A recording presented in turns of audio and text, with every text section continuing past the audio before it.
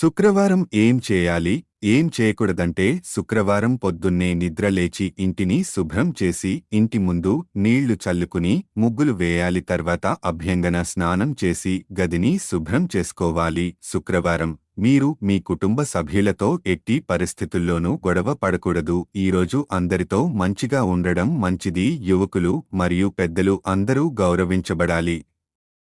శుక్రవారం మీరు మీ జుట్టు లేదా గోర్లు కత్తిరించకూడదు. శుక్రవారం నాడు ఎప్పుడూ డబ్బు లేదా ఉప్పును బహుమతిగా లేదా అప్పుగా ఇవ్వకండి. ఇలా చేయడం వల్ల చాలా సమస్యలు వస్తాయి. వంటగదిలో ఉప్పు, బెల్లం వంటి పదార్థాల కొరత లేకుండా చూసుకోవాలి. అలాగే మీరు వారిని శుక్రవారం ఇంటికి తీసుకురావాలి. ఇలా చేస్తే ఇంట్లో డబ్బుకు ఎప్పటికీ లోటు ఉండదు.